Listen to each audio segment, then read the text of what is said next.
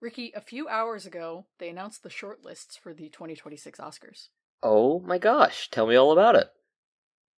That's so cringe the way you said that. We should start over.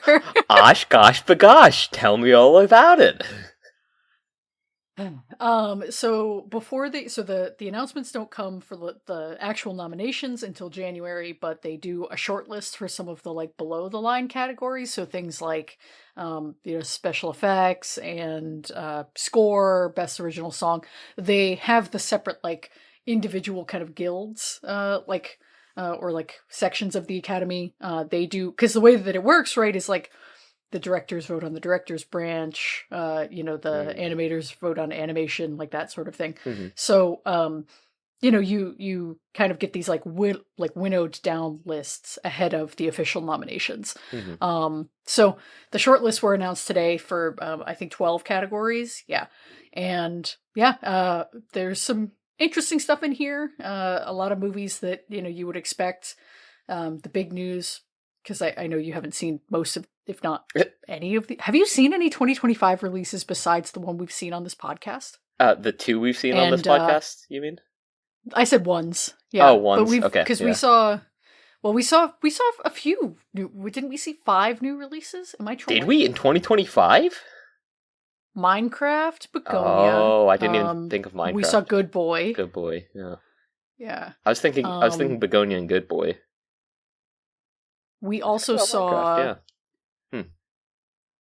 What was the other? Well, we saw the shitty Conjuring movie with Psy, but that wasn't for this show. True. I'm looking back at the list on the show, or on Letterboxd. We also saw, I want to say there was one more. Him. We saw Him. Oh, yeah! Remember Him? Yeah. And we did a podcast episode about that, too. Yeah. We did. Right. Yeah. So none of those movies are nominated for Oscars except Begonia, probably. Although I wonder if Minecraft will be, like, visual effects. No, it's not on there. I was going to say, I don't think any of them really deserve a nomination outside of Begonia, so... Yeah, those guys are up to something. They know a thing or two, huh? They do. Well, let's not say that. But, the big news then of the one movie that you've seen in theaters this year that's in Oscar contention is Begonia. It's shortlisted for a couple of these, so cinematography and what was the other one? Score, I think is what it was showing up with. But so this year they're doing for the first time a new award for casting. So it's like the ensemble is being awarded, so not just like, this actor or that actress, but the specific like just overall cast of the film is being acknowledged, and like the casting director is the one being awarded specifically. But that's pretty cool. Begonia didn't make that, so the shortlist for that doesn't have Begonia on it. So I don't think that doesn't bode well for our friend, especially because the casting, man, like some of these are bad movies. Like, I mean, Weapons is in there. Which is a fun and inspired choice, I guess, but like Frankenstein. Yeah, Frankenstein's I know you had problems with that. That's the Guillermo del Toro movie, right? Fuck that movie. Yeah, that movie sucks. Oh, okay. Yeah. I'm so like in and out on him. Like I like some of his movies, but like the last like 3 of them that I've seen, like his Pinocchio and Nightmare Alley, I was like, this. I don't even really like the one he won the Best Picture Oscar for, The Shape of Water. Oh, okay. I haven't. Yeah. I've only ever seen Pan's Labyrinth by him, and I really like that one. That's a great movie. Awesome. Yeah. Yeah. So like, I have a pretty small pool, I guess, to pull from with him. Sure. But, yeah. I heard Shape of Water was excellent, though. Yeah, it's good. I probably owe it a rewatch, but I wasn't like blown away. You were blown out of The Shape of Water. Yeah. They blow water in that movie. I mean, honestly, the monster fucking aspect of that movie is overhyped. There's not as much like monster fucking as you would want. Yeah.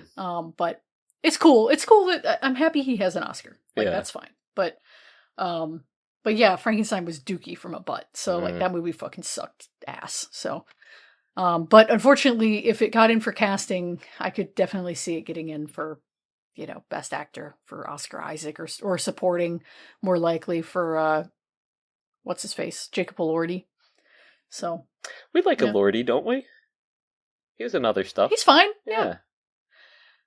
I don't think he's in anything that we've seen. Was he in Challengers? He's in Saltburn. No. Oh, okay. No. Have you seen Challengers? No. Oh. I was like, geez, that's kind of, wow, ambitious for you to watch a movie. No, God, no, Lynn. No, honestly, we should talk about this. I've been pitching this to Christopher. They're remaking Wuthering Heights. That comes out in February, like on my birthday. Literally, I'm doxing myself, whatever. Yeah. Yeah, I love that book. That book changed my life. Loved it. Had such a incredible read. The movie looks like fucking dog shit. It looks so fucking stupid and bad, and I don't like that director. And really bad birthday present then, huh? Yeah, and I'm like, I've said this to Christopher. I'm like, should I be trying to will myself into liking this or being excited for this just so that I can have something on my birthday? Because the other thing that's coming out on my birthday was also dog shit, worse dog shit. I can't remember what it was. Lane, I say this 2026 in film. This comes from a loving place. You're a hater, all right? I am a hater. I think you should embrace that, and you should just go into the movie wanting to hate it on your birthday. Just be a hater. Who cares? I'm sure I'm gonna see it either way, but go in not trying to enjoy it. Just be like, yeah, fuck this movie. This shit sucks. But at least I've got popcorn, and a big ol' icy. True. I love getting ices at the theaters.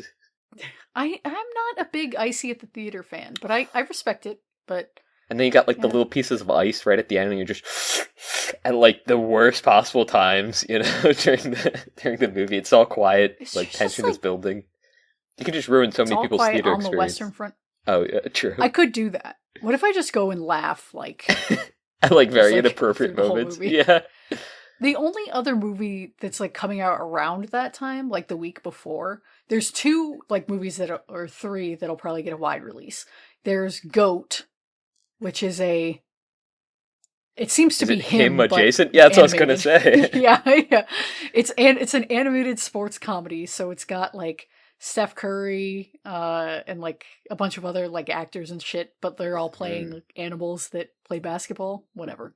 Interesting. And then something called Solo Mio, which I had seen on social media a couple weeks ago, which is Kevin James in Italy, I guess. I don't know. Whatever. It's just Paul Blart. Solo Mio. Yeah, I don't know. Some romance. Interesting. It doesn't look great. Yeah. So it's dire. I was thinking about doing something at the movie theater with my friends on my birthday, renting a theater and playing a movie. Ooh, but that'd be crazy. Yeah. I don't know. It would be fun. It would be fun. But I mean, just speaking of movies that look really bad, did you see the Seth Rogen Animal Farm adaptation coming out? Yeah, I did. Is it Seth Rogen is in that? I think I'm 80% certain I saw it was Seth Rogen. It's Andy Serkis, right? Is the one that's directing it, right? Yeah. Oh, it is Seth Rogen. Yeah, that's crazy. I also this heard is a that cursed cast. It's crazy, but they also changed the book, or the story, I guess. The plot. The plot, yeah. So that it's no longer an uprising from within, right? So it's not a story about absolute power corrupts absolutely. It's they collude with the humans and the humans corrupt them. So it's just another don't partake of the tree of knowledge type thing. It's all right, cool. As much as I love Original Sin, I'm not sure that's very if we need interesting. another one of those. I had heard about this a long time ago and had put it on my list of movies on Letterboxd. I'm like, this will never fucking come out. And yeah.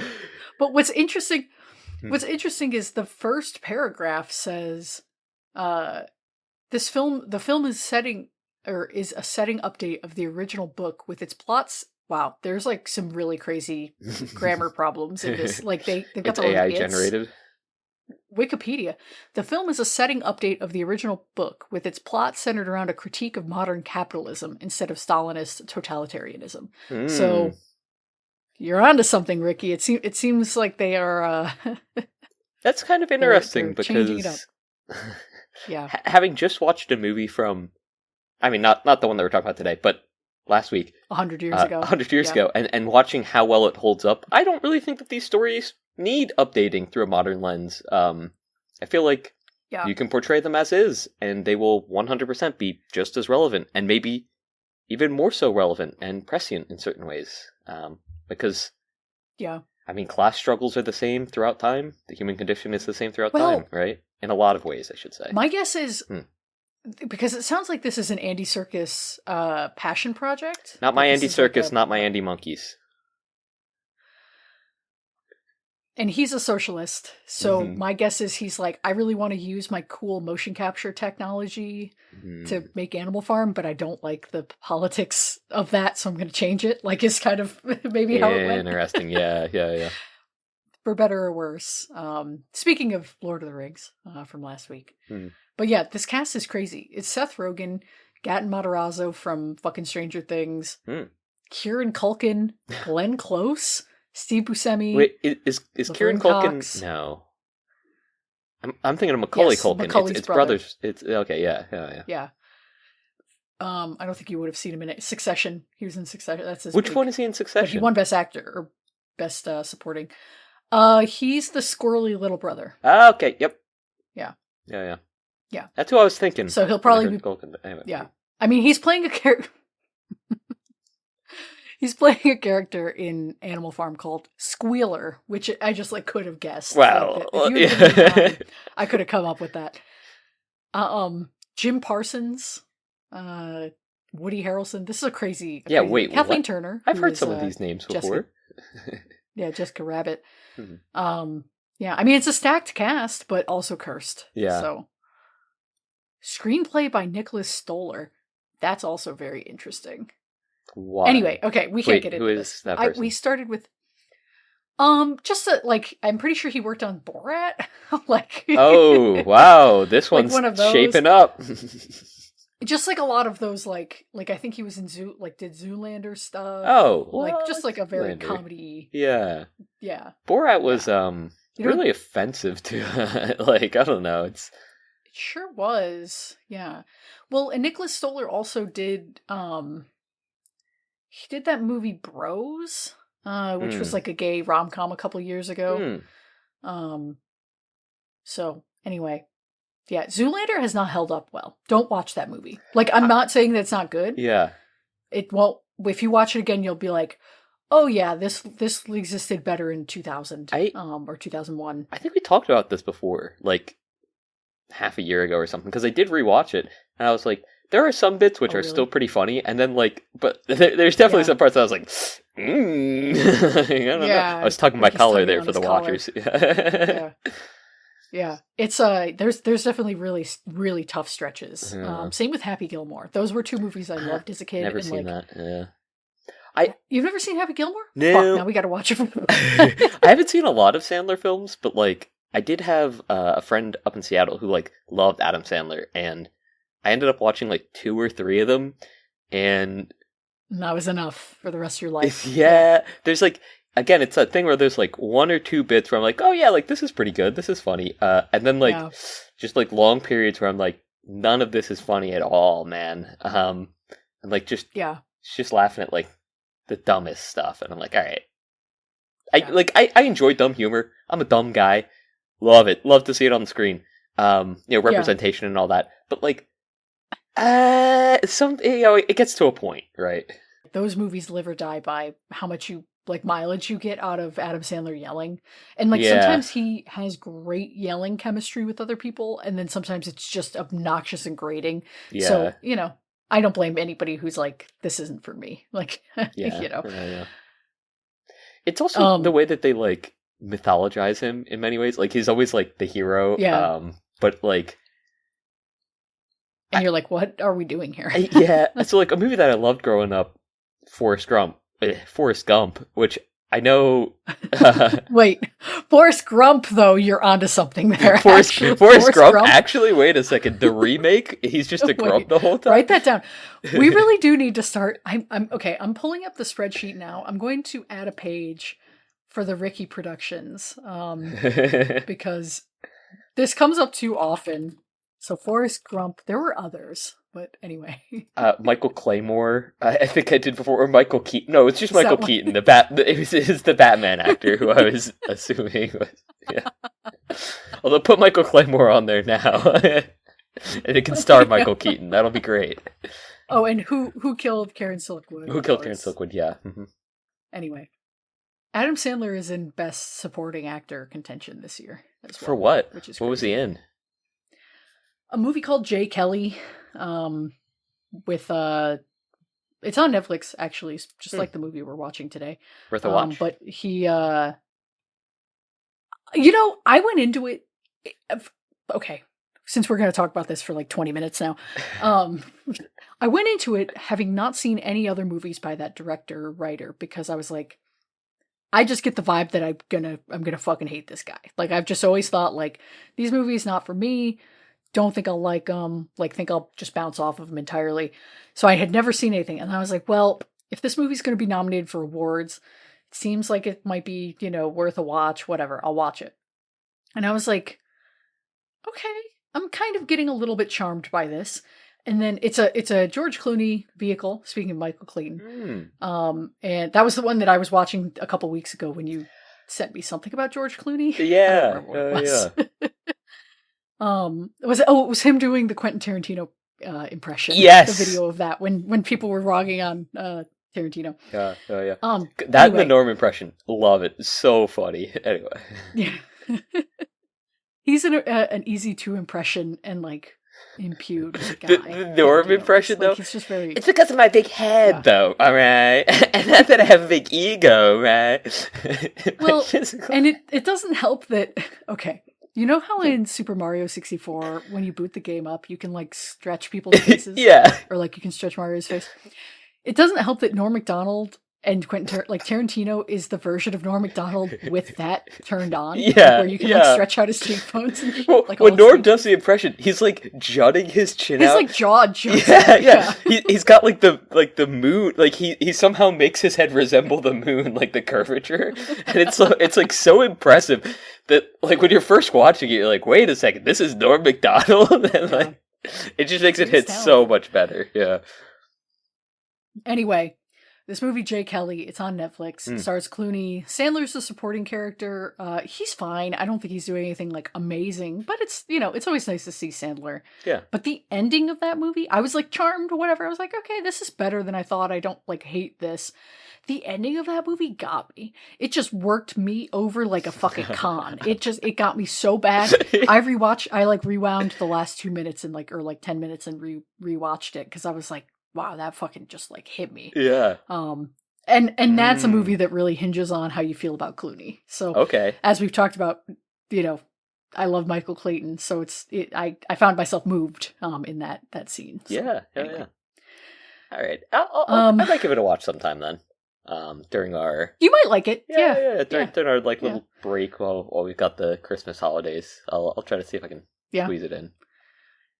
Yeah. Well, and here I shouldn't do this on mic, but maybe I will. I meant to watch a Christmas movie or pick a Christmas movie that I think you would have liked this year, and I'm debating watching it because I've been holding off for the podcast, but I'm also like, Christmas only comes this time of year. Right. Have you seen Tokyo Godfathers, the Satoshi Kon movie? That's one of the ones that I've suggested previously. Yeah, I have not seen it. It's a Christmas movie. Yes, and I was saving it for us to do for Christmas, but I did not remember it around this time. Me either.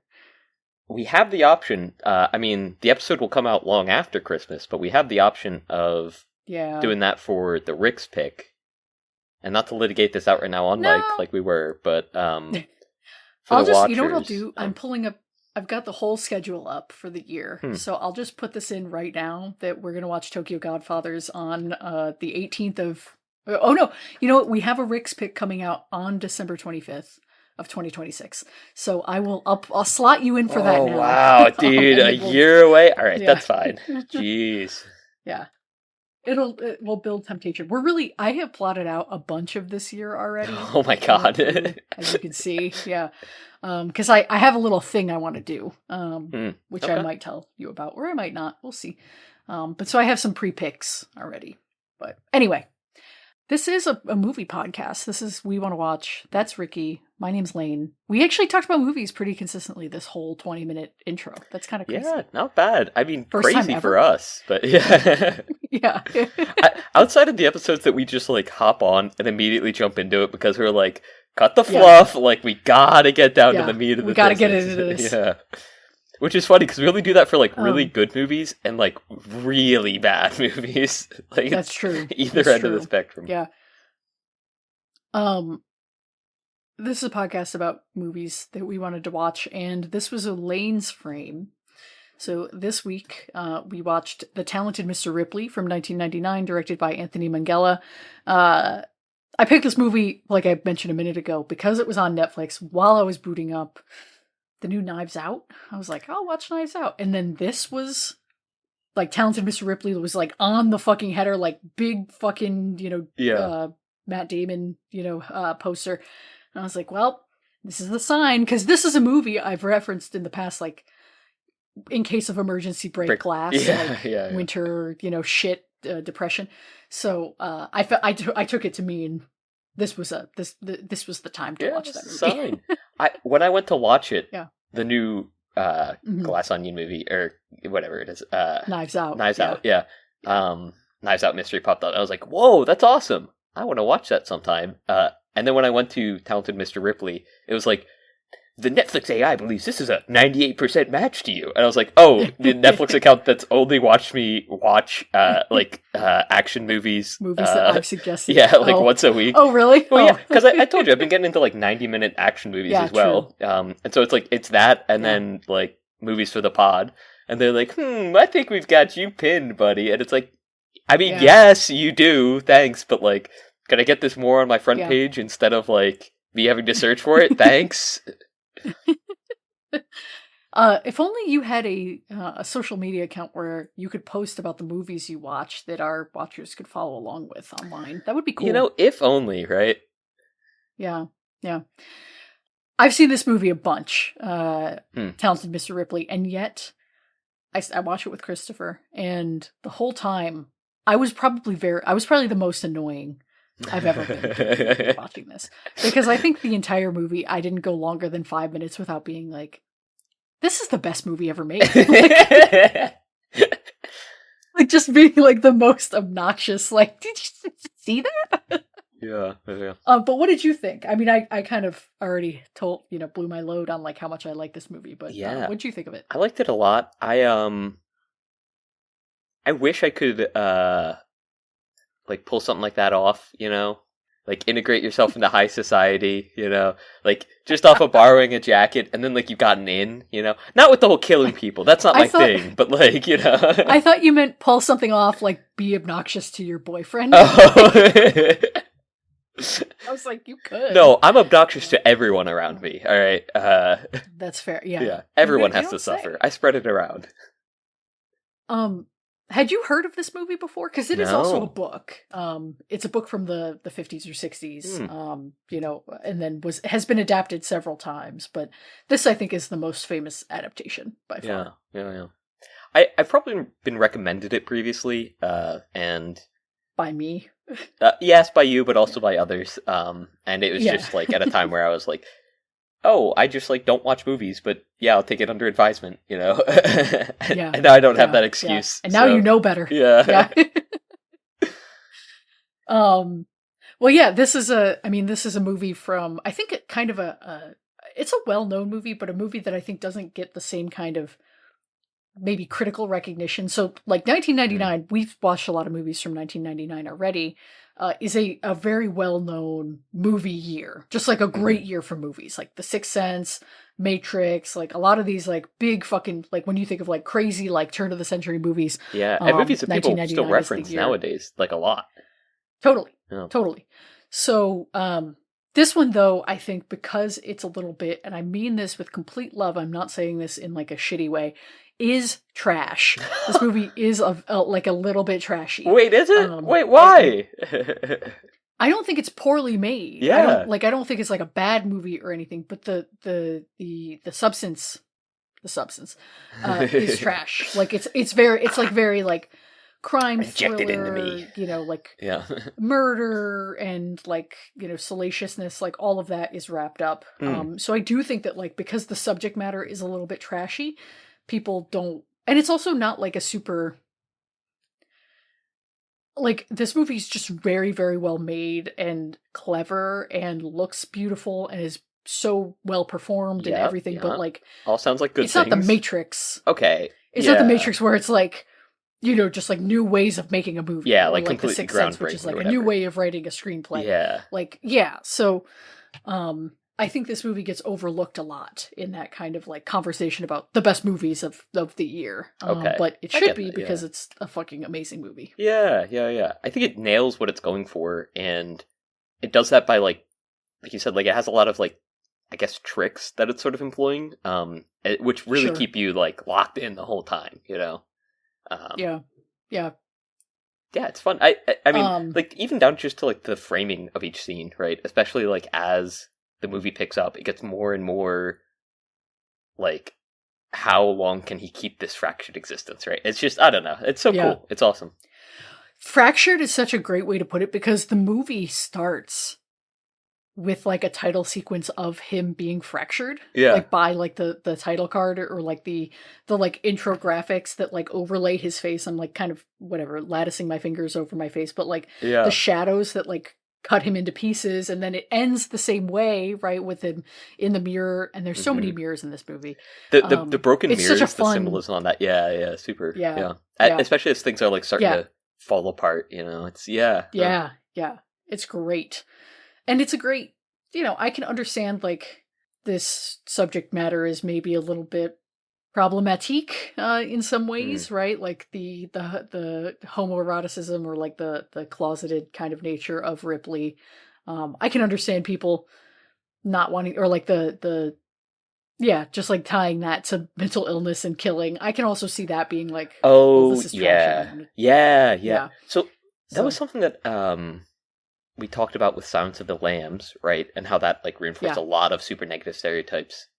And I'll be honest with you, when watching this movie, that wasn't something that really occurred to me. But like, I guess I could see how people could spin that. Well, and it's you know, I think like we've talked about with Silence of the Lambs too, like sometimes great art can be offensive, and it sucks that there's so little representation of, you know, gay people and trans people in things like movies and books, that there can't, like, you can't just be a gay guy who's evil also, like you then become a stereotype, right? But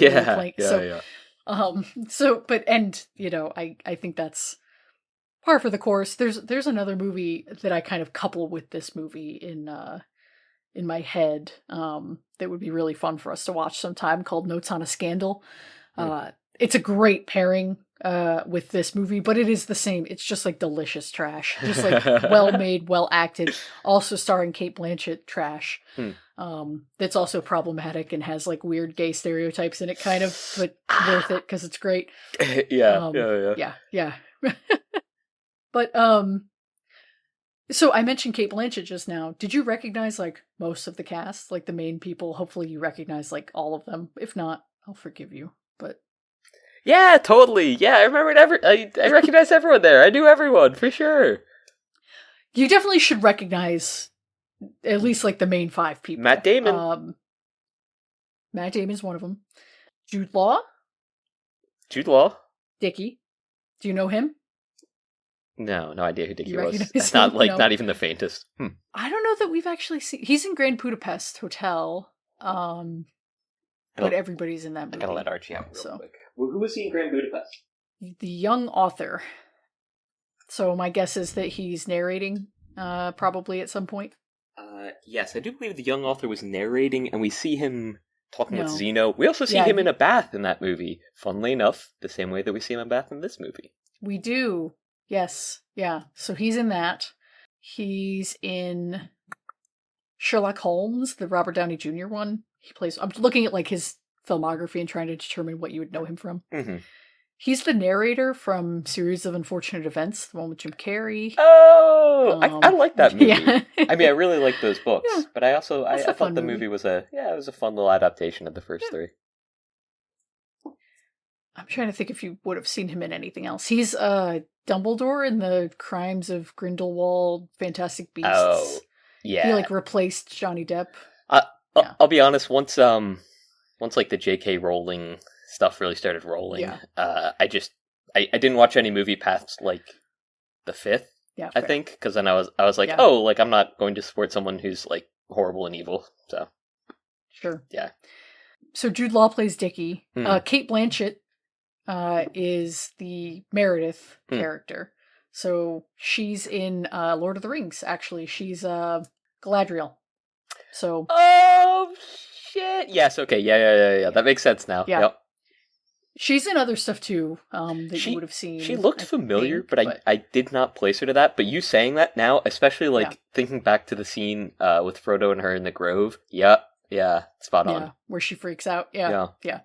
She's also in she's in Marvel stuff. She's in Tar a few years ago, which I know is a movie you haven't seen, but you might have seen memes of online. What? People talking about Tar? Maybe not. Oh, Tar? Yes. Yeah. With the apostrophe. Yeah. Uh-huh. Yes. The French film, I assume. From that apostrophe. It's not. No. No. Okay, well, my fucking bad. No, but that's okay. And then Gwyneth Paltrow. Who's she? Whose name you know. I do know her name. Like, she's she's an actress. She was in she's in Iron Man. No, she plays Pepper Potts. Yeah. No, I mean I know who she is. Who is she in this movie? Oh, she's the main girlfriend, Marge. Okay. Yeah. She's also Goop. I didn't place her, I'll be honest with you, but if you've ever heard people talk about vagina candles or like she went off. Yeah, I have heard that. Yeah. She's one of the architects of our modern discontent, but you know, she's a good actress. So, and then most importantly of all, Philip Seymour Hoffman is the Freddy character. So the friend who he kills. Yeah. Yeah, I know the name Philip Seymour Hoffman as well. It's weird that I don't know. Are you kidding? That's so crazy. Of all of the people to not be able to put a face to the name, he's in Boogie Nights. He's also in The Master. He's the Master in The Master. Oh yeah. Yeah. He's in a bunch of stuff, but those are the ones that we've seen. So if I met him in person, I would have been able to like spot him immediately. All right. Regrettably, he's dead, so you won't be able to meet him in person. Well. He's also in The Hunger Games. He plays one of the guys, like famous guys in The Hunger Games. I don't know. Those one of the hungry guys, in those games. One of the games, yeah. One of the games they played because they were hungry. A great cast. I mean, just like everybody is batting 1,000, and the casting I think is very inspired in. Like, if there was a Best Ensemble award at the Oscars for this year, this movie would win it in a cakewalk, I think. Because not only, like, Damon and Jude Law, like, the Dickie and Ripley characters, those two are, like, great chemistry with each other in that way. Mm-hmm. They look enough alike that, you can understand what Matt Damon is going for, or that Ripley is like, how he's able to persuade people that he's Dickie. Yeah. But... Yeah. Anybody looks so hideous compared to Jude Law, like, so it's like, like, of course, like it just makes Matt Damon, who's not like an ugly guy, but just look like a troll next to him. Yeah, like, just look like a gawk teenager. Like, I don't, the train scene in particular, when he's sort of like when he sees his face in the reflection, and he's like, doing the yeah. He's like, why do you do that thing with your neck? Yeah. They have crazy chemistry in this movie. And like, again, I understand Jude Law is like, just like the most beautiful person ever on screen, maybe in this movie, but the way that he's able to play vapid and vain and disgusted at Matt Damon is so good, like at Ripley. Yeah. He does this beautiful balancing act of like, which I think is really impressive, of like, you like Dickie, you see that he's got these like horrible flaws, and you can see that he's so thirsty for the attention, even though he's got everything he could possibly want. He's still like, just like, he's letting this obvious scammer and like shithead con artist type like into his orbit just because he likes the attention. Yeah. Is really deft. Like, that's a really Yeah. impressive performance. I feel like in the beginning as well, because as soon as he hears the impression of his father, right? I feel like that's when he has to be like, Yeah. oh, okay, this guy's kind of bullshitting me. And he's Yeah. just interested to see, okay, well, how far can he take it, you know? Yes. Yeah. And it doesn't really hit him like, oh, this is a little weird, until he sees him in his clothes, right? Like Yeah. he had already been like cajoling him about it and saying like, oh yeah, no, it's fine, like don't worry. But then like when he actually sees that like he's doing it outside of Dickie's control, right? That's when he's like, well, wait a second, what the fuck, man? Well, and he likes the attention. Like, I think he probably realizes that Tom is like into him. Yeah. You know, but he's okay with it as long as it's at a distance. Yeah. And when he's when Ripley puts on the clothes and like starts doing his little dance and everything, it's just a little too gay. He just can't, like, that's a bridge too far. Yeah. So especially so coming right. off of Freddy, right? Like he's around this like super straight, like super. Yeah. I mean, we don't really see him be like too overly masculine. Yeah, overly masculine. Yeah. I'll call him like he fits the easy misogynist like profile. I mean, he makes a joke right when we first see him, but outside of that, I mean, there's not. He's a brute. He's a brute. Yeah. Yes. Yeah. Right. There's. Yeah. Excellent way to put it. Yeah. Yeah. But but that's another. No, go ahead. No, I was gonna say just like when Dickie sort of seems like he adapts to whoever he's around, right? As long as they're entertaining, he's fine with it. And so whenever Freddy's there, or whenever he's like under the influence, I'll say, of him, right? He becomes more brutish himself, and then he sees these these weird, fanciful, delights that Ripley's doing, and he's like, "Listen, bud, like, get the fuck out of here, bro. Like, it's too much. It's too weird. You're eating my food in my house and my clothes. Fuck you, Even though, like 10 minutes before on screen, he's like, he was totally cool. Yeah, he's like, right. He's like, we kind of are like brothers. You should just wear my clothes. It's fine. I'll buy you a suit when we're in Rome. Like, Yeah. No. Yeah. Well, and you never see any, I think, real emotional like core to Dickie, except for the only time that you really see him is when he gets very angry when he's about to die, but also when his like affair that he's having when the woman kills herself. Yeah. That's the only moment that he like really like you see any kind of vulnerability in him. Otherwise he is doing like a lot of like he's putting on a carefree front, but he's he's still got this like veil between him and everybody else. And I think I just think that's so Jude Law plays it very, very well. And he's cast perfectly against all these people. Like, if you want to make a contrast between like two characters whose demeanor could not be more unalike but still have like a similar core to them, Jude Law and Philip Seymour Hoffman are like, I mean, they stand next to each other and they look like they're from different species of animals. Like they're like they don't, but they're obviously they've got the same kind of like contemptuous, like upper class white bread like thing going on. So it works. They work together, they have chemistry, they're both like boys' school, whatever, like Princeton grads. It's very, very good casting.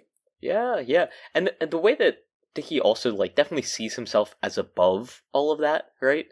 But he's again like he's fine with it because it's fun, He's like, well, Yeah.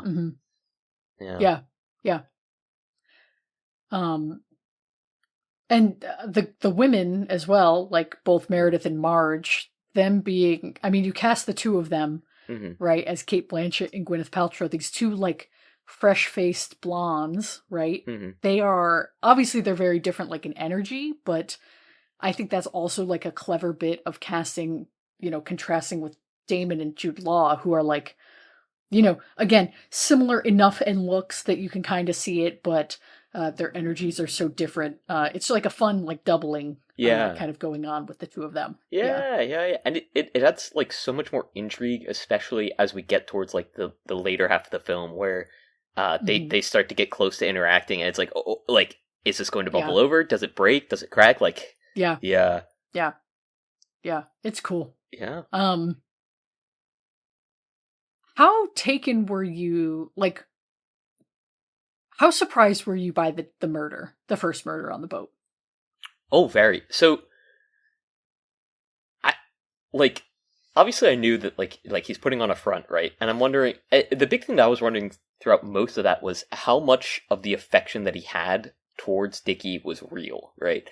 Yeah. And then when like they're doing the bathtub thing, and like he very clearly like peeks at his dick as he's getting out of the tub, I was like, oh, it bro's down bad. Peek. Yeah, he doesn't peek. He's like looking. Yeah, he's gawking. Yeah. And, well, he gawks at his ass in the mirror, but like when he's getting out of the tub at first, and who doesn't? When he's getting out of the tub at first, like he's sort of like the chest that's right there. And he sort of just like looks down, but then looks back up. Yeah.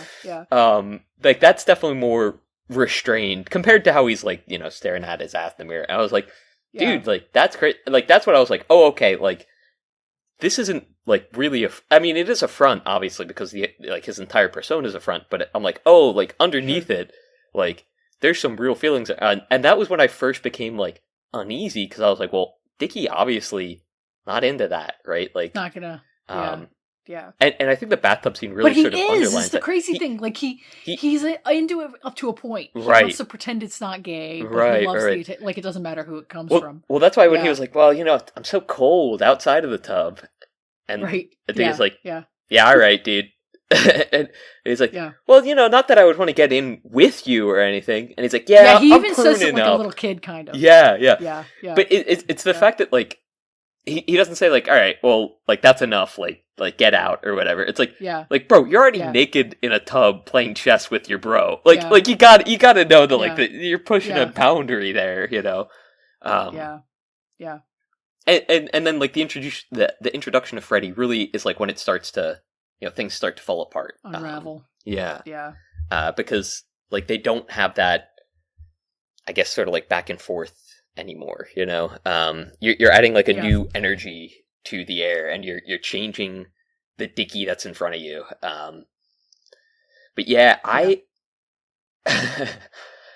like when he's getting angry, like when Dickie was getting angrier and angrier, and he's like yelling and stuff, and like Matt Damon picks up the oar, I was like, oh fuck, like when he hit him, I was like I couldn't believe it, right? Because I was like, oh okay, well like this is it, like it's done, it's over for him. And like I don't know, you get like earlier in the film where he's like copying the mannerisms of both Dickie and Marge, you know, and he's like doing like the back and forth thing in the mirror. I just pulled another stitch out. Like I keep finding these like from a while ago.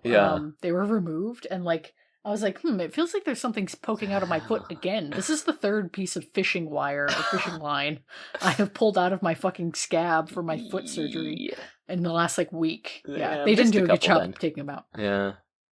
They sure did. Anyway, sorry. But the way it's sort of like peppered in for a little while, I was like, oh, okay, he's going to try to take his identity. But I was like, well, that's not going to work because like Marge is going to know. Like there are people that like know this guy, right? There's no way that it works. And so the entire and then he after he kills him, it's his double life, right? I was like, well, like what the fuck happens now? Because like how are you going to assume his identity when the news comes out that he's dead, you know? Right. And then we get this like wonderful tapestry of like what lies have I told whom, and like how do I upkeep the perfect appearance to them? Like who do I have to be in front of them? And like the costuming is great with that, with the rings and like the glasses and everything, his hair, when he's going back and forth, the styling, and the way that he adopts each persona, even like the way he's standing when he's like, you know, Dickie versus Tom Ripley. It's great, man. It's really inspired. It's cool. It's awesome what they do there. I said this on the last episode. You know, I don't really like Matt Damon. I don't know. I find him to be like of all of the like whenever he's playing like a leading man, like an action hero or whatever, I don't like him. I find him to be really unlikable. I find him boring. I don't like him in Good Will Hunting even. I know, you told me. But the more I think about it, yeah. I watched another movie with him in it last night. I watched Ford versus Ferrari, which was like fine as a movie, whatever. And as I watched that, and then I had watched this movie just like a couple days before. I love it when he's playing a dirtbag. Like, I love him in The Departed. I think it's such a, like, this movie and The Departed are such great mirrors of each other in his performance.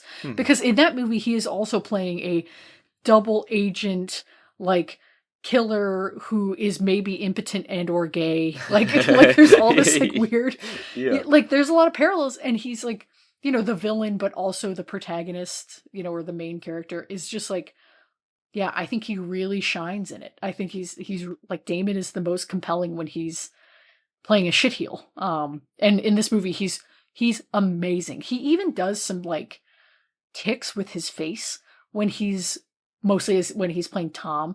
He has this smile he does that's very deliberately like off-putting, curling his lip over his teeth. Yeah, his like upper lip. He curls it up. I can't even do it.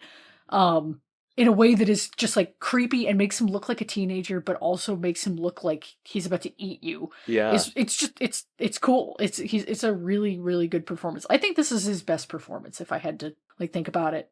Cause yeah, he's great in this. He carries the movie. Yeah. 100%. He brings a vulnerability to it. That, you wouldn't necessarily have in this character or like expect because he looks boyish, but also sinister, but also you understand that he like comes, just in like 2 or 3 quick setup establishing shots in the beginning of like, okay, he borrows his buddy's Princeton jacket, but he lives in like a shitty apartment that's like 10 square feet and he has to, like $1,000 is life-changing money. So you get all this like this great character backstory, but that's it. That's all that you really get that's like true for the rest of the movie about him. Yeah. Yeah, and we get to see him building his persona as well. Like, yeah, it's the jazz training scene where he's like closing his eyes and that's great. That's super cool. Yeah, and he's alone. You think that he's like with somebody else doing it at first, and you're like, no, right? He's like by himself. Yeah. He really has no friends. Yeah, like that would do this with him. So yeah. It also shows how much as it's like the movie goes. I was gonna say it's not like an interest of his at all, right? Like. It's not something that he enjoys. It's not something that like he would want to do. And he's not going out to like watch live jazz be played because he's not interested in actually enjoying it. He just needs to know enough that he can impress someone with it. Yeah. It's cool. It's creepy. Yeah. And you're like, is this going to work? And it kind of does, in part because he's so talented, but also because the characters he's dealing with are fucking stupid. Yeah, they're just so vain, right? And like self-absorbed. Right. Yeah. That's where it all crystallizes at the end when Philip Baker Hall, he's in Boogie Nights and other stuff too, but the old detective that Dickie's dad has is like, this guy's gonna talk to you at the end. And he kind of says like, in America we check facts, and we don't let facts just become the truth before we check them out or whatever. And that is such a great summation of the movie's like theme of how this guy was able to just like pull a fast one on even this guy who's supposed to be super skeptical and like tough and whatnot. He doesn't even see through, because they're all so obsessed with themselves and the narratives that they're keeping up. It's great. Yeah. And a lot of that comes down to like, yes, he's skeptical, but he's skeptical of even the guy hiring him, right? And he's like, all right, well, like, he's like, I'm going to look into like all of the background. And then he finds out about, what is it? Sylvania? The girl. Yeah, Sylvana. Yeah, Sylvana. Yeah. The girl got pregnant. And I feel like that was like one of the like big impetuses for him saying like, okay, like it's not this guy. He was like, oh, like, yeah. Like he had dirt on us, right? Like he could have blackmailed Dickie. Like there was a lot that he could have done, Like, he's like, all right, well, Mhm. so then what really went down here? And Yeah. I mean, good on Ripley. I mean, not good on him, but like, good on him for not like revealing his hand. You know, where Sure. he lets them draw their own draw their own conclusions, form their own opinions, and he's just like willing to play willing to take on the assumed persona that they need him to take on, right? Yeah. Um, Yeah. Throughout the whole movie. He Yeah, does it several yeah. times, right? Like, yeah. Yeah. But he's so, he sublimates his true wants and like desires and identity so deeply, that it just kind of splinters him more and more. It's great. And you mentioned earlier in the movie, or earlier in the movie we're recording right now, Yeah. you mentioned how as the movie goes on, you just see this like fractured mirror imagery and like reflections more and more. You see him, his it's after he's assumed I think it's after he's killed Freddy, or maybe right before. You see his reflection in the piano, like the top of the piano Right before, case or cover or whatever, and like, yeah. and his, as it's like the camera is like still, but the he's moving, or like the cover is moving, and his reflection splits into two. It's just, that's cinema, baby. Like, that's what it is, man. That's just so good. That's where it's at. That's the I'm juice. pumping my fist. That's what we're here for. I actually, a minute ago you were like, it's not good that Ripley's like this. I actually think you do gotta hand it to Ripley. I think, you know what, he deserves all this. I think this is fine. Like, he should probably have this. Yeah, and that's yeah, sure, I guess. In some ways, like that's what I was like starting to get at earlier with like, isn't that kind of the dream? Like, you like, just off of a fluke, you like make one good connection, right? You get your foot in the door, and then you're able to like charm and befuddle those around you long enough that you just become like kind of a fixture, and you hope that nobody like yanks you out of your place there, right? And then Freddy shows up, and you're like, all right, well, how we dealing with this guy, right? Well, and what's funny, I think that this is such a good allegory for that idea of like, what are people's identities really? Are we different people with everyone we deal with? How does our embarrassing, shameful class background influence the way that we perceive ourselves and present ourselves to others? I just think it's amazing. It's been a long time since I read the original book, so I don't know how much of it is pulled from that. I think there's a lot more caper stuff in the book of like forging checks and like the explanations of like how he pulls off the logistical details of like, well, I'm gonna check into 2 different hotels and leave messages for myself. From my recollection, there's a lot more of that. But this movie does such a good job by putting it in this idyllic, which we'll talk about, like the cinematography of this movie, like just like the most beautiful place on earth, maybe. Yeah. Like they just like, they went there and they just filmed. But by setting all of this like disgusting moral rot and like intrigue and duplicity against this beautiful backdrop is, and they're all strangers, they're all foreigners to interlopers in Italy from America, is very clever as well. Yeah, it's awesome. And I mean, I feel like a lot of movies tend to do that, right? Like, they show like intense depravity in like very idyllic locations, but God, Italy is so gorgeous. Yeah. Oh my God. Yeah. It's crazy. I can understand it. Yeah. I would probably do what Matt Damon does. I'd kill, to take. Well, that's the thing. He like gets the taste of it, and then he finds that like, oh, this is an acquired taste, and I've acquired it, and I want to keep it. Yeah. And like I said, well, maybe not good on him earlier, but yeah, good on him. He gets the trust fund at the end.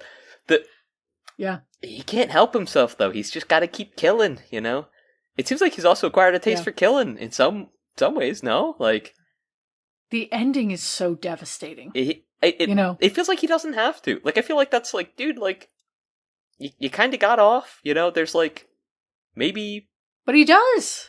Yeah. Meredith's on the boat. You know, she's going to see they know each other, Yeah. and they're going to put two and two together that he's been, you know, pretending to be Dickie when he's not, you know? Yeah, yeah. Well, I thought... Didn't Meredith believe that he was Dickie? Yes, but but his friend doesn't. You're right. boyfriend My bad. doesn't. Yeah. His friend?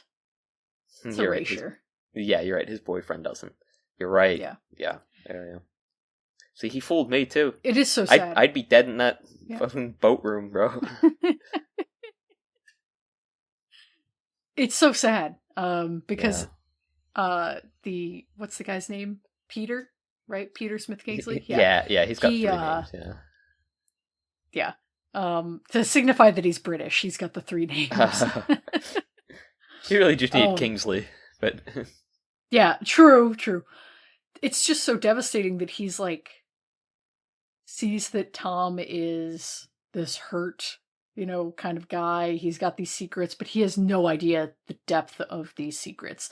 You know, I imagine that in the 60s, right, it's more, there's a lot of like no divorcing your secrets from like your shame about being gay, right? Like the homophobia is so intense at that time that like, you know, Peter's going into this thinking this is just like a pretty standard, like, I'm closeted, tortured soul versus what's really going on there. And that actor brings such a vulnerability to this movie that's, and like warmth, and not like the movie is so warm, but like emotionally it's so cold and like sterile in a way. And so the way that this actor brings like warmth to Tom specifically and offers him like genuine care, and then just to have that, like, you know, it's coming, that he's just gonna have that all ripped away is so sad.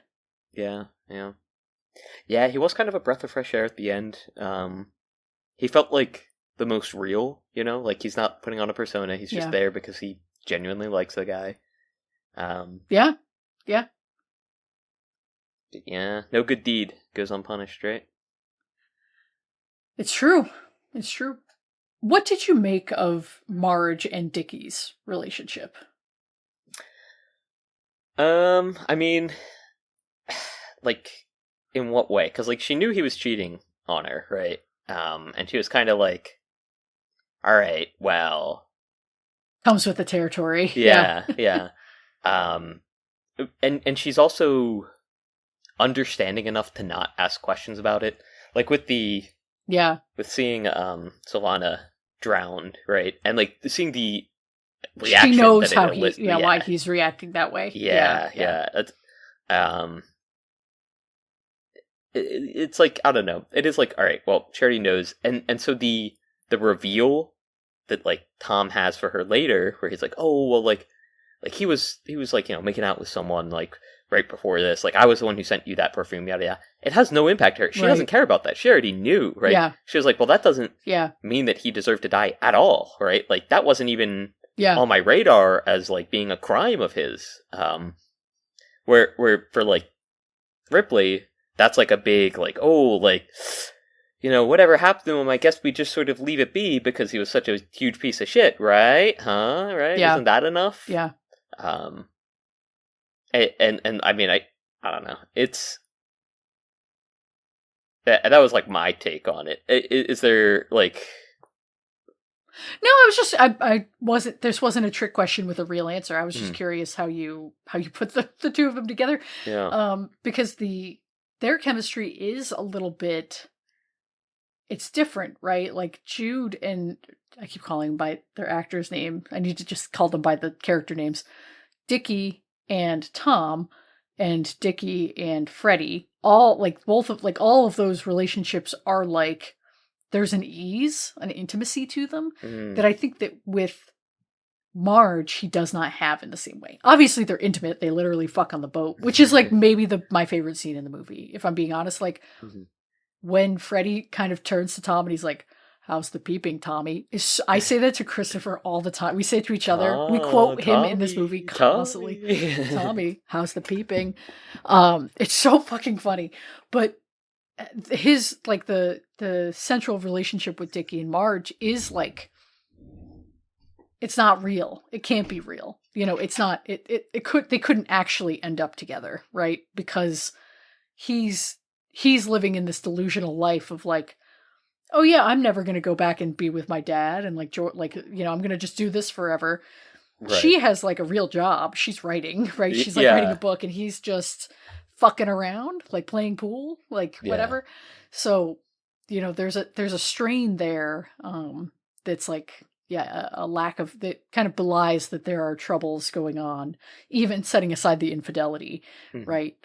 So it's cool. It's a good, and Gwyneth Paltrow brings like a an honesty, or not an honesty, but like, yeah, like a vulnerability, but a lack of honesty. She's lying to herself about how this Yeah. relationship could go, even though Yeah. she's right that Mhm. like Dickie, you know, can be a scumbag and not deserve to die. Would they have really gotten married? When Probably not.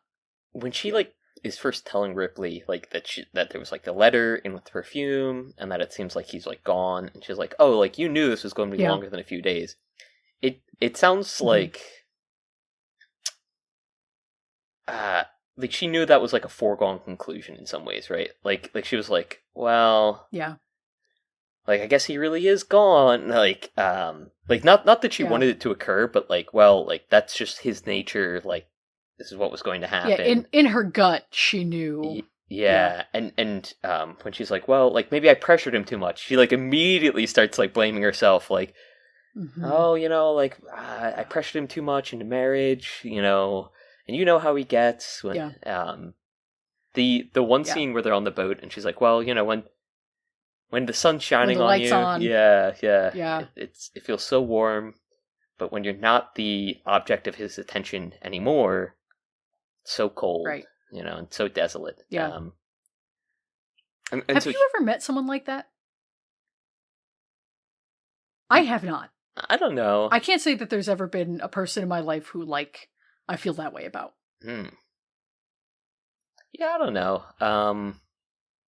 I kind of worry that I get that way sometimes because, like, I try to be very engaged with people, and then, like, sometimes, like, if I don't know, sometimes I'm just like, I get in moods where I just don't talk to people, and then, like, I don't know, it's kind Sure. of feast or famine in some ways, but Yeah, but that's different, I know, right? I know Like, it's than different, like the yeah, charm or like charisma, because we all know right, that you're a complete vacuum of charisma and you have right, nothing going yeah, on. yeah, negative But charisma almost, yeah, negative, yeah, L. But yeah, I don't see you that way. I mean, I think that you definitely have feast or famine like communication, or whatever, but like it's not the same, like, you know what I mean? Like the same like charm offensive. Yeah, yeah, because especially like when he's cold, it's not that he's not there because he could be physically present but also cold, right?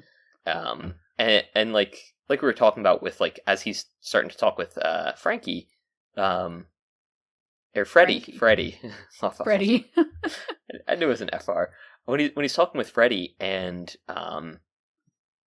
like he starts becoming colder to Ripley, Yeah. right? And it's like, Hmm. oh, like that's what she means.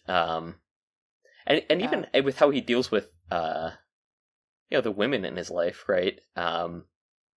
How he can be so cold to them, and he can like ignore them and make Hmm. excuses. And he can only really show any true emotion around them, when they die, right? Yeah. Essentially, it's like, all right, Yeah. well, Yeah.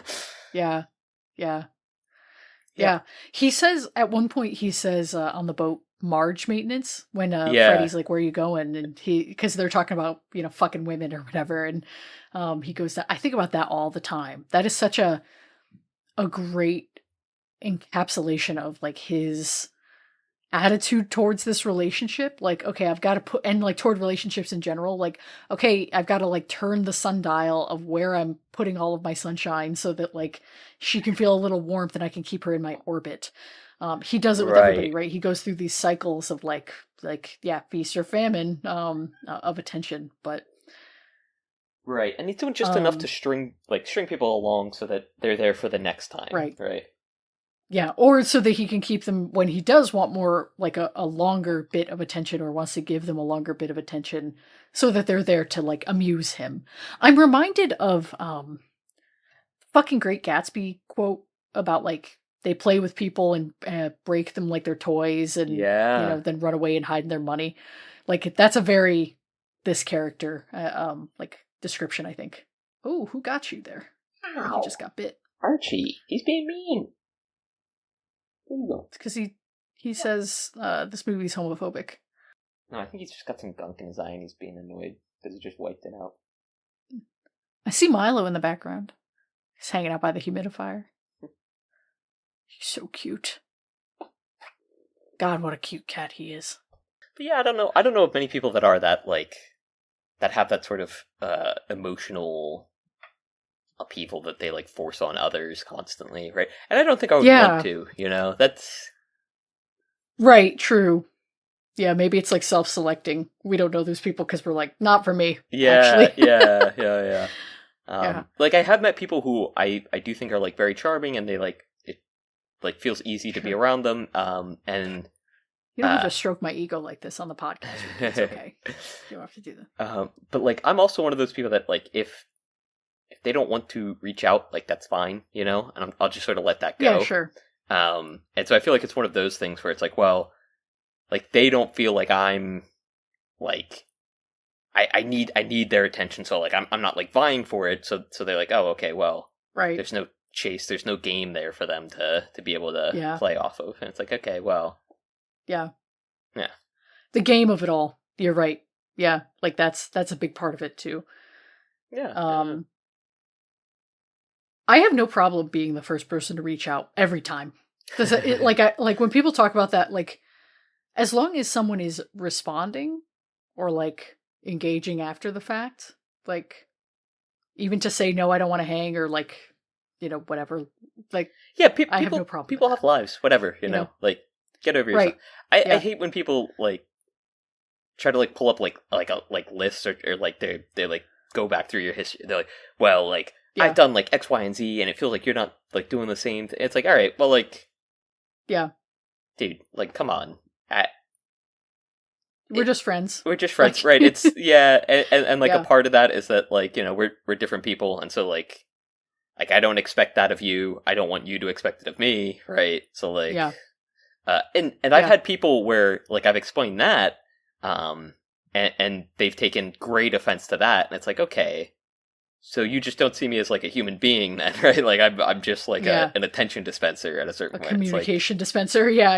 It's like cool, but that's not how this works. It's a two-way street. I'm a whole person. Yeah.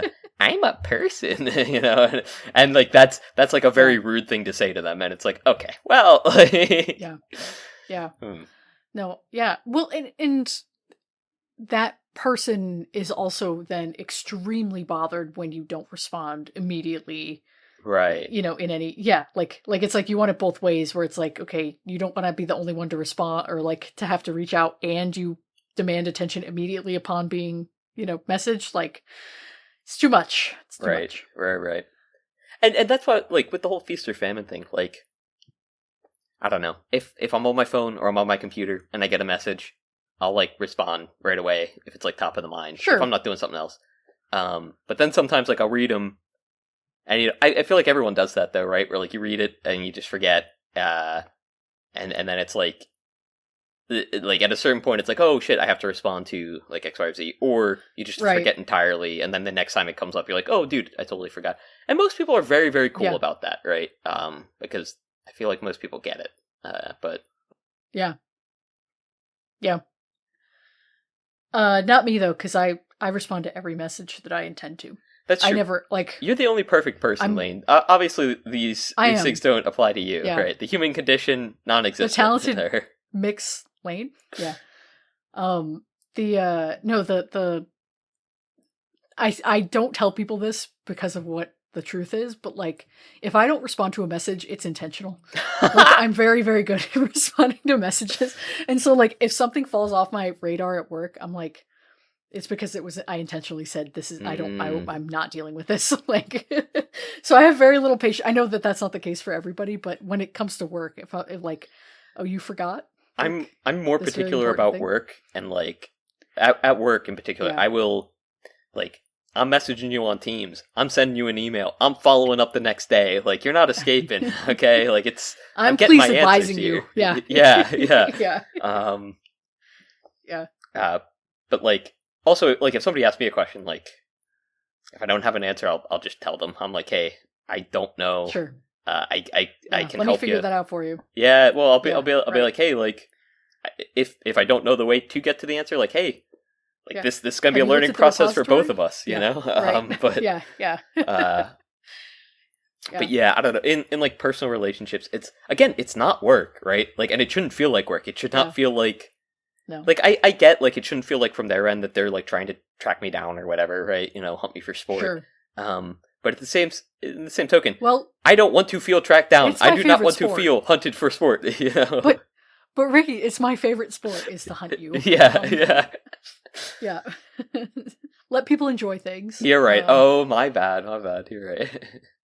But the clinginess of, you know, Ripley's character in that same vein of, like, you know, he's not doing anything like evil, right? In the first 35 minutes of this movie, he's just like so maladjusted and so cringe, for lack of a better term. Like, he's just like so down bad. Like you're saying, he's so unable to like control himself about how much he likes Dickie and how much he covets this life and all of this stuff that, you know, it does make you uncomfortable. You would cut this guy out, even though he, you know, you're like, you're not bad. You just need like some more time around, like circling the sun, maybe. Like you. Yeah, it's the way that also he's like he's repressing a lot of emotions, and it leads him to repress like other emotions and like other like normal like human interactions, which makes him feel like more awkward than he should be at like certain junctures. Mm-hmm. And yeah, I think when Dickie sort of blows up at him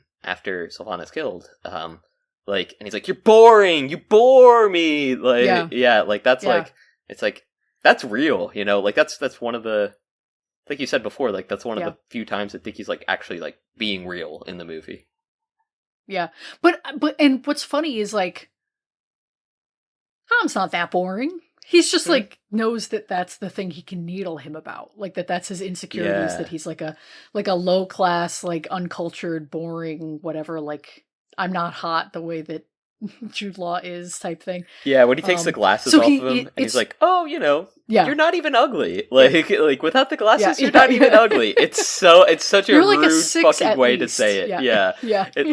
It's not even that, because it's saying like, "Oh, you're not even ugly without the glasses." It's "Oh, you are ugly with glasses, but like you're acceptable ugly now, bro." You know, and it's like that's so fucked up. Yeah, it's funny. I mean, there's so many backhanded compliments in this movie. It's so good. Everything Freddy says is like that. Oh, yeah. This actually, I take it back. The scene of them on the boat, that's my second favorite scene. My first favorite is when Freddy goes up to the apartment and is like, "It's good. This place is kind of bourgeois, don't you think?" Like for Dickie's taste. I don't think Dickie would have. Did this place come pre-furnished? Because I don't think he would have bought a lot of this stuff. And he was like playing around with like the statues and stuff. When busts, he plunks on the piano and he's doing the same note, the gay hand gestures. Oh yeah. But he's also doing he's doing the floppy hand, like, you know, like the anti-gay kind of like stereotype. It's really funny. Like, it's so mean. It's so like aggressively mean, and he knows he can get away with it. But it's also really funny. He doesn't get away with it though, right? Well, he doesn't. This is true. He thought. But yeah, in his mind, he's untouchable, and like he really plays it like, oh, this fucking guy's not going to do anything to me, and I'm going to find out like what's up with him. I hate this weird guy that my friend likes, or that is in my friend's orbit. Yeah. It's fucking crazy. What a movie. When it comes to the Meredith character, so Cate Blanchett, right? Mm-hmm. She's fun, right? She's like a huge motivating factor, even though she disappears for like an hour in this movie. Mm-hmm. So much happens in the first hour of this movie. Like, it takes like 40 minutes for you to kill, or for him to kill Dickie. Mm-hmm. But then there's still like an hour and a half left of the movie. Like, holy shit. I love how much the casual eye pays off. of him saying like, "Oh, I'm Yeah. traveling under an assumed name, like I'm Mm-hmm. actually Yeah. Greenleaf or whatever." Like that. Yeah. So good. Like when I saw her, I recognized her through the window while he's like getting the suit before she like did anything. I was like, and you were like, "Oh shit!" yeah, I was like, that's her, and I was like, oh, like is this gonna bite him? And I was like, well, she doesn't know, right? And I was like, oh boy, and like that's when I started to see like where like the back half was going, like how the back half was going to shape up. I was like, that's great. Okay. Yeah. Yeah. It's great. And it's so weird that he goes along with it. Because he doesn't have to, right? It's been months, presumably, since they saw each other, right? Like at least a couple. He could very easily be like, "Sorry, I don't know who you are. Like, sorry, I don't recognize you." And like, but he has to play the part. He's got to be the character, right? Yeah. He loves that it's that like he had no motivating reason to do it in the beginning either.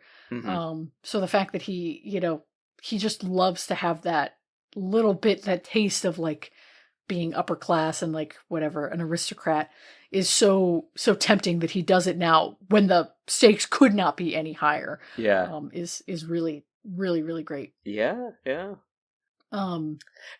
Also, like and we then of talked course, about, like you talked about earlier no, go with ahead. the Meredith versus Marge and the differences between them, sort of like mirroring the differences between, not mirroring, but like reflecting the differences between Dickie and Ripley. The way that she like falls for Ripley as well, and she falls for this like image of Dickie, which is just so antithetical to everything that Dickie stood for, and like or like who he was as a person. Because like Ripley is still playing very like restrained, and he likes the finer things. He's still himself. Right. Yeah. And so she falls for Tom Ripley, but like the version of Dickie who. Yeah, and it's, I don't know, that's so cool, right? And it's so fun how that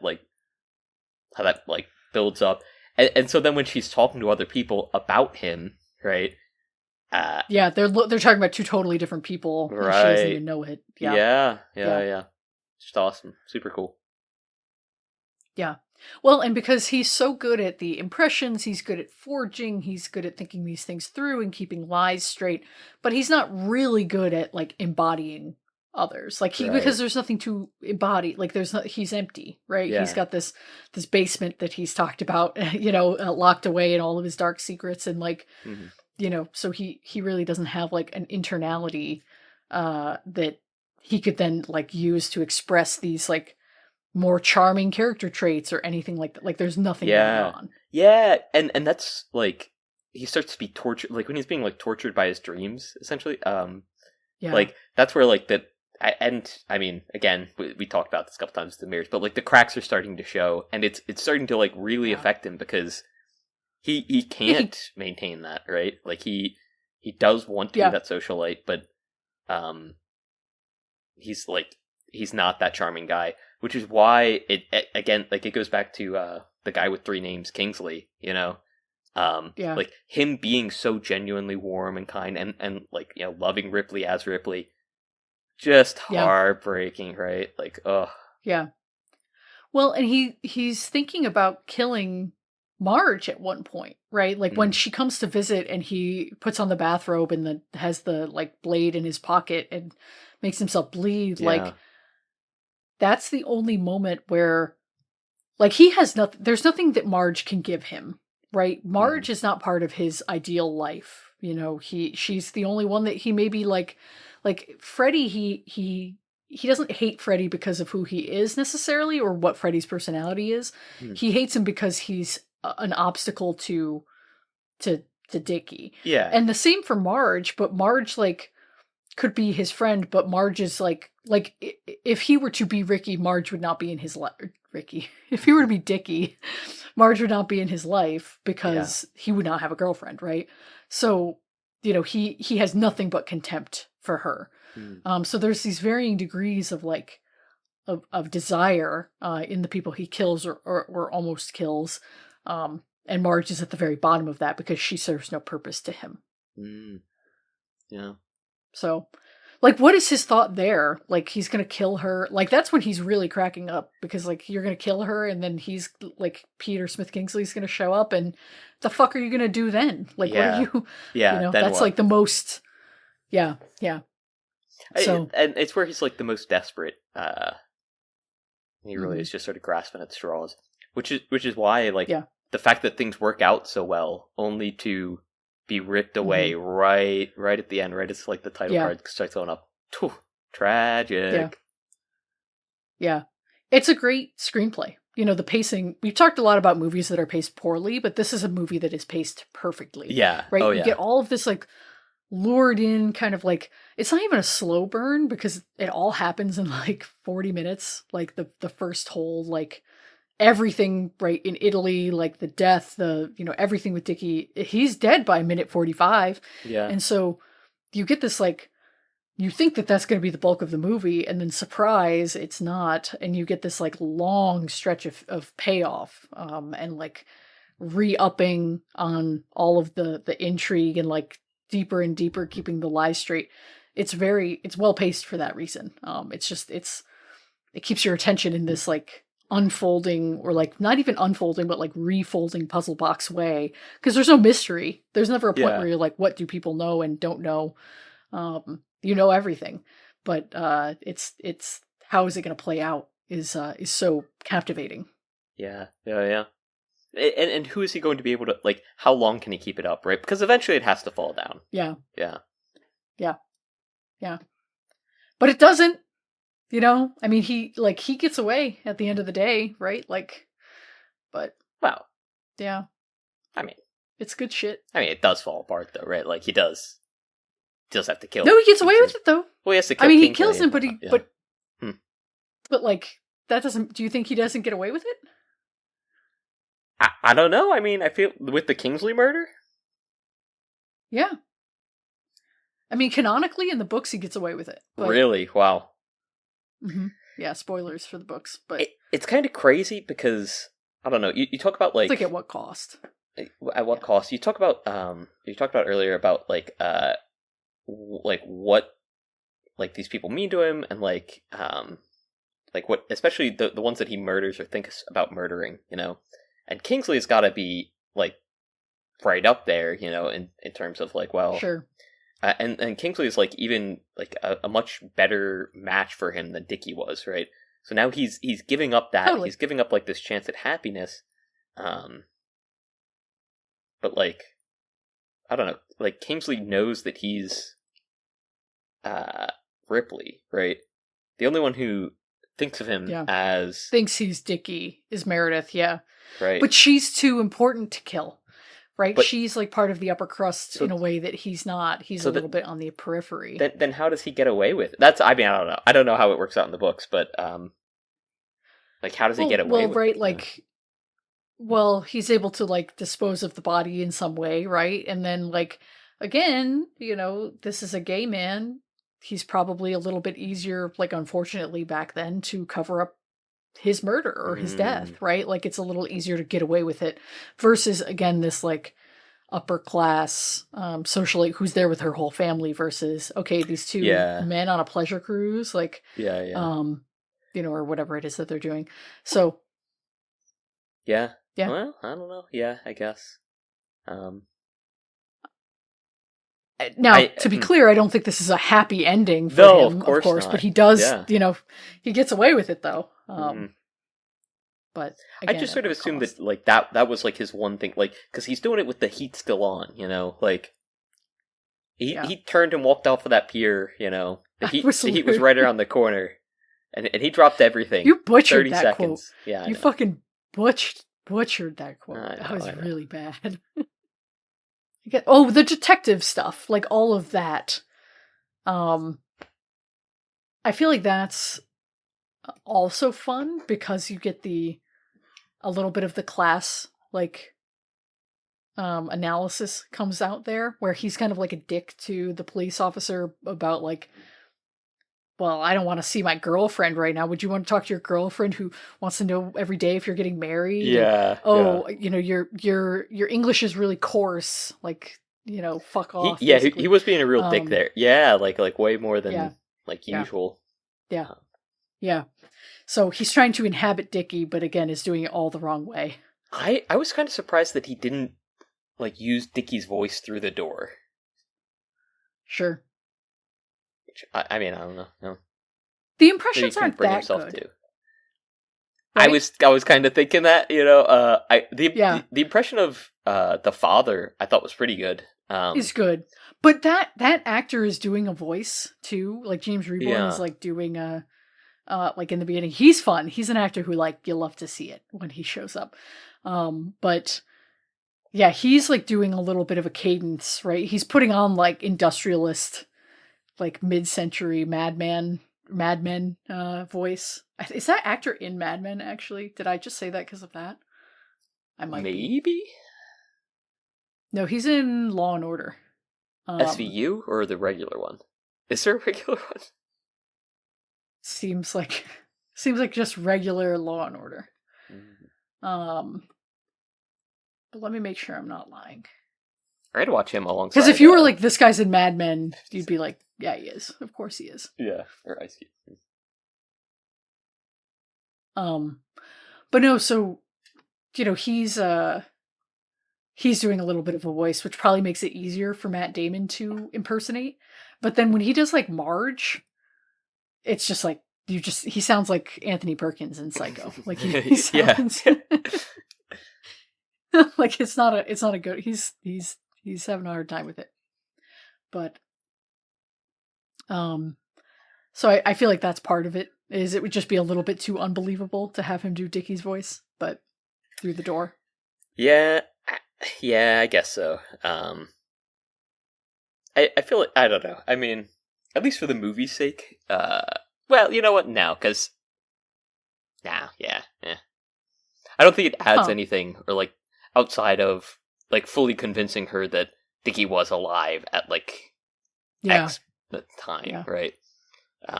Yeah.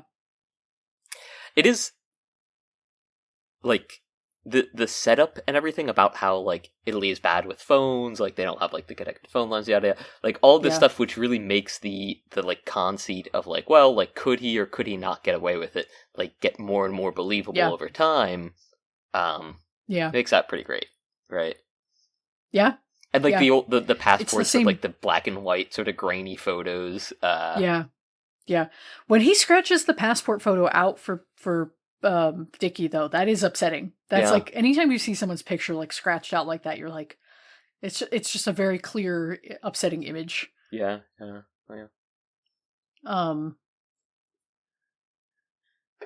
we have anything else to say about The Talented Mr. Ripley from 1999?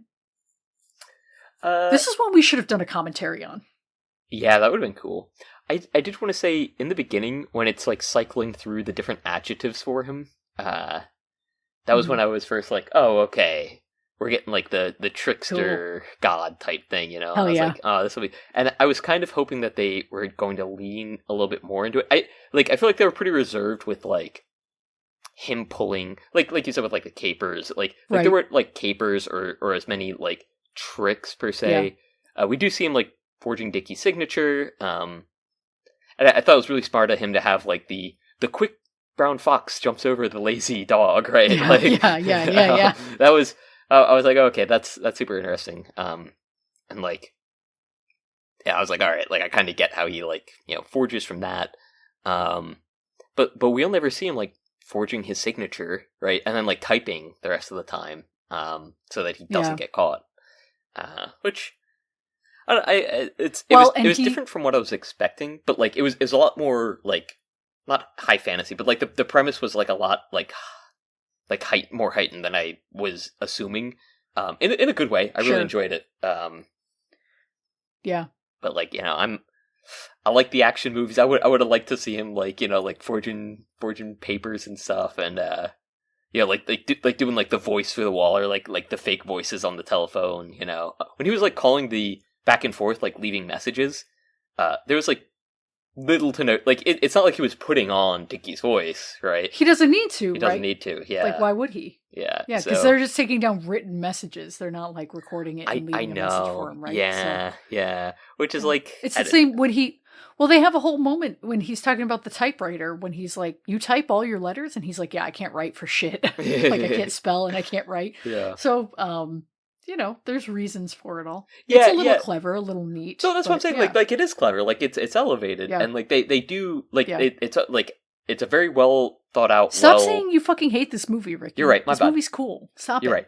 Yeah. Why do you hate this movie? The conceit is like really well thought out and like definitely heightened and elevated. Yeah. Oh yeah. I mean, it's awesome. This movie is awesome. You're right. Just to put a cap on it, two other things just about the cat or the crew of this movie. One is that the original author of the novel also created two other books that you probably have heard of adaptations of. One of them being Hitchcock's Strangers on a Train. Oh, yeah. That's a movie that we should watch sometime if you haven't seen it. And the other is The Price of Salt, which was the original name of the novel, but you might know it as the movie Carol from a few years ago, like 10 years ago or so, with Cate Blanchett and Rooney Mara. Not ringing any bells, no. Great Christmas movie, lesbians. Movie about gay women. So, movies that we'll watch maybe someday for this podcast. But the other thing, this director died pretty young, if I remember correctly. Like he was like in his 40s.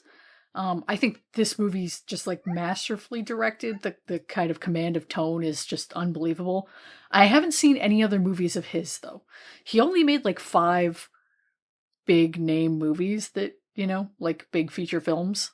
So one day I'd like to watch more of them, but the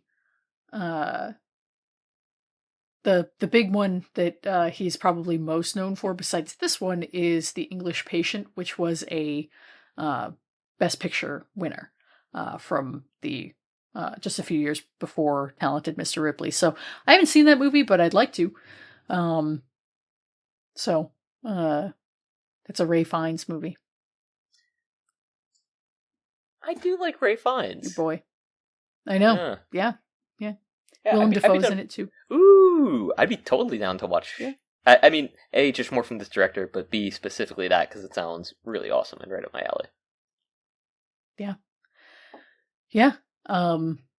People hate that movie, but not because it's a bad movie, but because they think it's like boring and loser, like staid Oscar cinema kind of. But maybe we'll watch it sometime. Yeah, hell yeah. Ricky, next week is a Rick's pick. So for next week's Rick's pick, like we were talking about earlier, I started to mention earlier, I wanted to do a movie by Robert Reiner, who recently passed. This episode's going to come out a bit after that, but yeah, I grew up with and I loved The Princess Bride, so we're not doing that one. But I think we're going to do. I also kind of liked Wolf of Wall Street. I didn't know if it was him, but I'm looking at his movies right now. He's an actor in Wolf of Wall Street, so he had a pretty prolific acting career. So make sure you're looking at movies he directed if you wanted to talk about a movie, directed by him movie. A directed by him movie. I know this one is directed by him. That I went to watch was A Few Good Men from 1992, directed by Rob Reiner. Now, I know that I said this because literally it's kind of uncanny how we mention people on this podcast and then weird shit happens to them in real life. This happened with, there was someone else who just like fucking died that we had mentioned on this show. I can't remember who it was. I messaged you about it. That, yeah. Oh, it was Peter Green from Usual Suspects. And then a few weeks before that, someone from Om Shanti Om died. Anyway. And someone from Kaidan had died recently. So, yeah. I mean, these are all movies that are pretty old. But, so I know that just a few weeks ago, I was like, I don't fucking want to watch When Harry Met Sally for this show. I don't think that'd be good. Fuck that. Like, I don't want to watch. That's a good movie. I've seen if some you want clips to from watch, it. And it because looks you really good. originally Yeah. you said that you wanted to watch that. If you want to watch that movie for this podcast, I have nothing against that movie. I just don't. I'm going to stop there. If you want to watch When Harry Met Sally for this show, I will watch it. Personally, I think A Few Good Men is the inferior movie among the two, but maybe the movie that would be more fun or a better episode. But I'm down for either. So if we could do one that neither of us mentioned, and one that I've heard a lot, and I've heard a lot of like pretty good things about. The Return of Spinal Tap. Oh. No, have you you don't seen wanna the do first Spinal Tap? Oh, never mind. Wait. Oh, okay. Wait. Let's watch that. I didn't know. Sorry, I was looking through his discography or his filmography.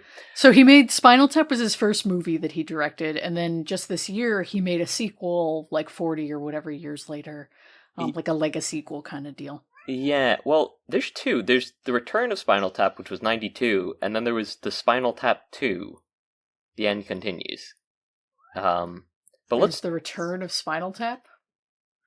Yeah, that's a 1992 one. That came out 8 years after This Is Spinal Tap. Different director. I don't know what's going on with this one. Okay. Yeah. But it's much worse rated than This Is Spinal Tap from 1984 by Rob Reiner, which we will actually be watching next week for the pod. If you want to do that. Wait, you want to watch that? Do you not want to watch that? Can I be real? I'm going to be real.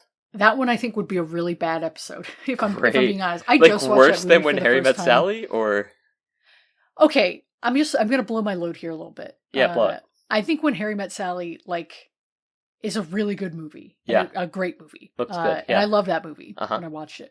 I just think that movie will be a podcast episode where we just kind of go like, isn't this so charming? Isn't this so fun? Yeah. Don't we love this? Like, I do think that there won't be as much to kind of get into. There's not as much meat. Yeah. Whereas, and This Is Spinal Tap, same thing, but the movie's not nearly as good, in my opinion. Don't come for me. Fair. Some people really like that movie, but I think the movie will bounce off both of us. Like, the humor isn't, I don't think, yours or mine. So I also just watched that movie for the first time like 2 months ago. And I was like underwhelmed. Mm-hmm. A Few Good Men we could really dig into. There's a lot of shit in that movie that we could really like. So I would say if you want to go, let's dig. But hang on. Wait, okay, all right. Because I have an alternative. Okay. I have not seen The American President. I imagine you haven't either. That's a pretty stacked, starry movie with a lot of like big names in it, people you'd recognize. And has kind of a sort of a reputation of like that's an Aaron Sorkin written movie. So that's like The Social Network, The West Wing. So this movie seems to be like, what if the president fucked? Like a romantic dramedy, of like, what if the president was dating? Yeah. I've never seen it, but people like it. So if you want to watch something I haven't seen either, we could watch that. If you want to watch something that I think would be like a fucking star-spangled banner of a fucking episode, like I truly think like an all-timer, A Few Good Men is an all-timer, like not the best movie he made, but probably a really good one for us to talk about.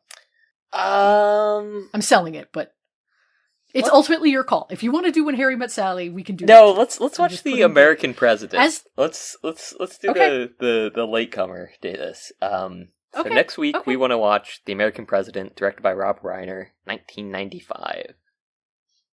Okay, sick. Cool. I'm excited. I know that I'm constantly badgering you about your picks, but as the producer of this episode, I do have to make sure that the show is listenable. That's the producer of all episodes. Yeah. Of this podcast. Yeah. But okay, cool. The American President. Rest in peace, Rob. Crazy. No. Can you do some can you sing the Americano song that they sing in Italy? No, but I did get up and I was because like the cats were asking me for attention, scatting along. So I was like bopping around the apartment, like petting them and like doing like some jazz. I was saxophone. I can't think of like Chet Baker. No, it's like what people do when they're moshing, but it's just like the weird like forward leg movement things. I don't know. Don't worry about it. It was just a weird dance thing when I was like moving around. I can't think of it. I can't think of the term though. It's upsetting that you're doing this while you're stroking your fucking Three Billy Groats gruff beard that you've got going right now. It's like unhappy. Like I feel bad. You should. I might still watch A Few Good Men. Is that crazy? What if I just watch all of these? That's movies? not crazy. No, yeah. I was thinking of trying to watch One Battle After Another sometime soon. Oh, you should watch that for sure. Yeah. Watch that movie. That's a good movie. You'll like that movie. It looked really You'll good. fuck with it. Yeah, I've had like 2 or 3 friends watch it pretty recently and be like, dude, that's sick. So I was like, hey, yeah, sure, why not? It's good. Yeah, it's really good. I'm curious how it'll play at home. Because it was really good in the theater. There's a lot of like crazy set pieces. So, yeah, you'll have to report back. That's the best picture front runner, baby. That's the movie. Right Okay. there. So, yeah. And DiCaprio might I'm starting to think Timmy might fumble the bag.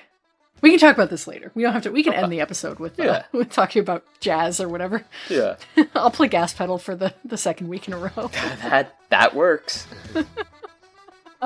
See if you can find a jazz rendition of Gas Pedal. Okay, I will. Jazz Pedal. Jazz Pedal.